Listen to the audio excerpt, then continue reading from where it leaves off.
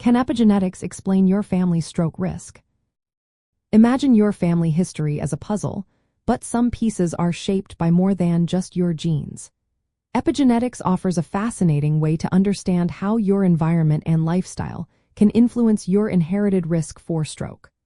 While traditional genetics looks at the DNA sequence itself, epigenetics focuses on how gene activity can be turned on or off without changing the underlying code.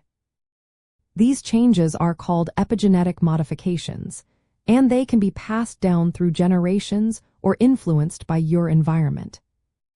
Research shows that about 40% of stroke risk can be linked to genetic factors. But family history also captures shared lifestyle habits and environmental exposures, which play a big role in stroke risk. For example, families often share diets, activity levels, and exposure to toxins, all of which can influence epigenetic marks. These marks, like DNA methylation, can affect how blood vessels behave, how inflammation occurs, and how likely a person is to develop conditions like high blood pressure or diabetes, major risk factors for stroke. DNA methylation is a key epigenetic process that can be altered by lifestyle choices. For instance, smoking or poor diet can cause changes in methylation patterns that increase vascular inflammation and promote atherosclerosis, which is the buildup of fatty deposits in arteries. These deposits can block blood flow to the brain, leading to a stroke. Interestingly, some of these epigenetic changes are reversible, meaning that adopting healthier habits can modify risk factors over time. Epigenetics also helps explain why certain populations have higher stroke rates.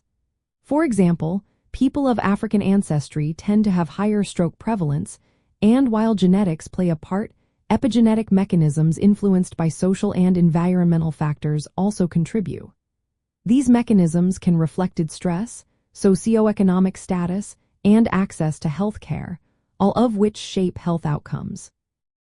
Understanding epigenetics emphasizes that stroke risk isn't fixed by your DNA alone. It highlights the importance of lifestyle choices within families, such as maintaining a healthy diet, avoiding smoking, managing blood pressure, and controlling blood sugar. While research is ongoing into therapies that could target epigenetic marks to reduce stroke risk, these are still in the experimental stage. For now, focusing on proven risk management strategies remains essential.